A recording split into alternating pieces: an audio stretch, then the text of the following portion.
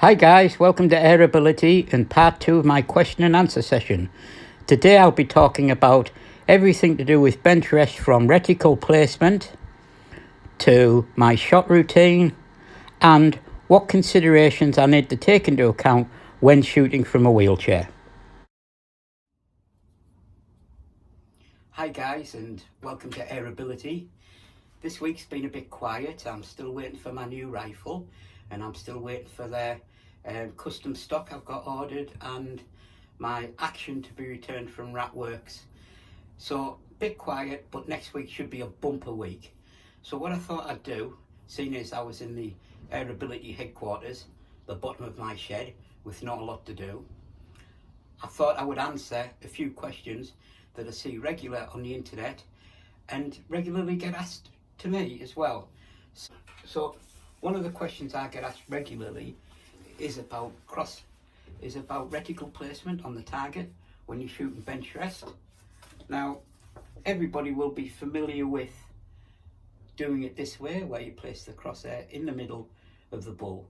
I know it's out of scale this, but the circle is to represent the 2mm bull on a bench rest target. So that will be the classic view. But sometimes your crosshairs are a little thick for this, and when you're inside the bull, you can't really see much of the bull.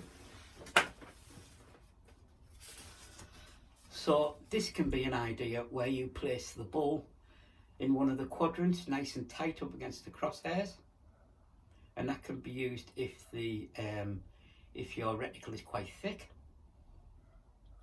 or you've got poor eyesight or something like that. Now I've got a third option which I use, which I find, I've got funny eyes, but I find I use this option. I balance it on the horizontal line and I split the target in two to get my left-right axes with the vertical line. So I balance it on so it looks a bit like a builder's bum on a park bench, and that's how I do it, and it seems to work quite well. So it's up to you, but what I'm trying to say is you don't have to be constrained by placing the crosshair exactly in the middle of the bull all the time.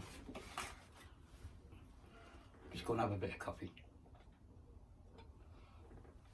Now, some of the other questions I get are about what considerations do I need to make when I'm shooting from a wheelchair at bench rest. Now, I think there's a lot of things are exactly the same to anybody else shooting, but for me it's about comfort.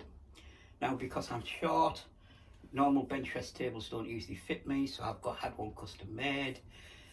Once you're comfortable, you can shoot to your best ability. If you're not comfortable, it's going to compromise your results. So first of all is be comfortable.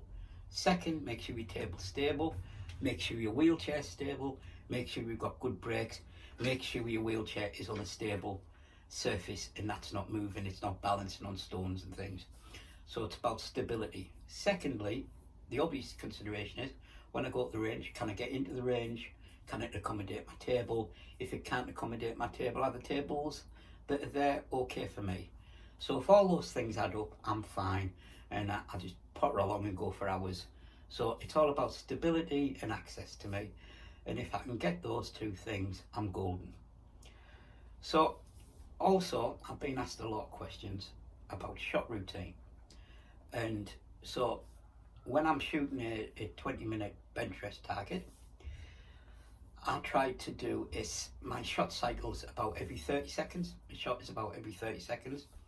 Now that's for a few reasons. That's so I'm not rushing it and I'm not taking too long on a shot. I believe it also gives me time for my regulator to even out on my rifle. It also gives me time to breathe and relax in between shots to make sure my body's stable and in the same level of exertion at each shot. And every 30 seconds, timing's everything. You know what's coming. There's nothing's a surprise. So what I do is I just have a little countdown on my phone that shows me 30 seconds when I'm practicing. So when I start shooting in a competition, I know what 30 seconds is. It's imprinted in my mind, and I'm pretty regular when I don't have the clock in front of me. So my shot routine basically is I don't move. Once I'm in position, I don't move my hand on the gun. I shoot, I lift up, I cock, roll the pellet on the sponge, load up, shut, comfy. So when I'm shooting, when you're shooting, what I do is I take 2 really deep breaths before I get onto the target zone, and then on my 3rd breath I take a deep 3rd breath, but I let a 1/3 of it out. And why I let a 1/3 of it out is so your chest isn't under pressure, so your heart isn't packed in to your chest and it isn't banging against the rifle, bump, bump, bump, bump. You should be touching the rifle as little as possible with bench rest anyway, but it helps if there's some contact and your chest isn't under pressure with full lungs. And then what I do then is I have a mantra in my head, which a great pistol coach once taught me, and that is, when you're on the target, you shouldn't be reactionary when you pull the trigger. So if the crosshair goes over the target, you don't go bang and shoot it. What you do is you let the gun settle on the target, and then when it's settled, you start to squeeze. So in my head, I'm saying to myself, squeeze, squeeze, squeeze, and then the shot goes off, and that shouldn't be a surprise. So once the shot goes off, in my head, I say, shotgun, follow through. And saying those 2 things, shotgun, follow through, in your head, gives you the correct amount of time for a follow through. So you're not moving the gun before it's finished doing what it's doing, or anticipating what the gun's doing and resulting in a miss.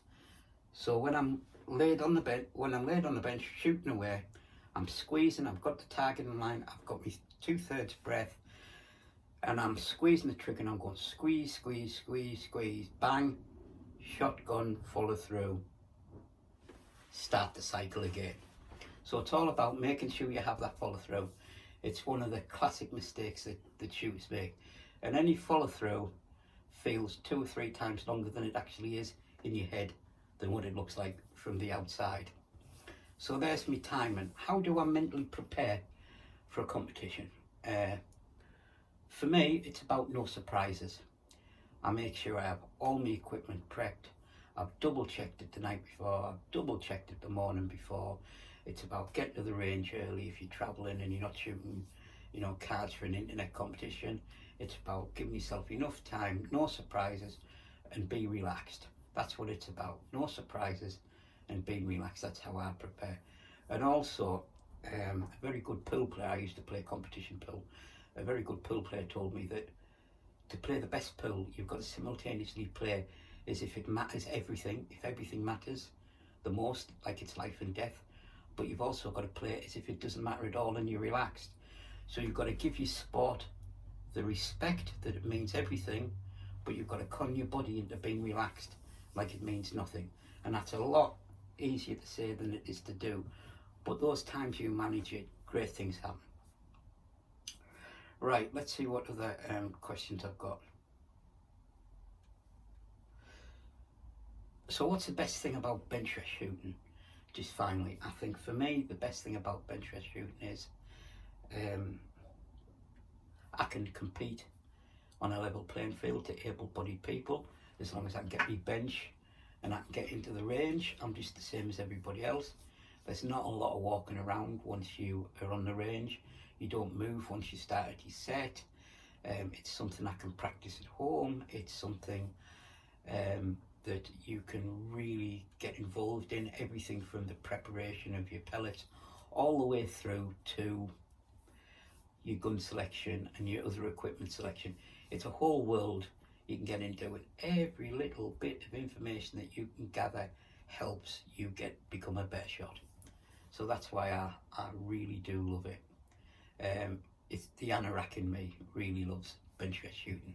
It's all about trying to get that extra 0.5 millimeter accuracy. So that's it for this week. If anybody's got any questions, please join the Facebook group. Please message me direct on the Facebook group. I'm happy if you don't want to share them publicly. Come along, chat. The Facebook group is growing every day, and there's a nice bit of banter on there and people sharing their guns and their experiences. So don't be shy, pop along, have a chat, and And until next week, really, that's about it. So, you know, stay safe, guys, and always have a safe backstop. Okay. See you next time on Airability.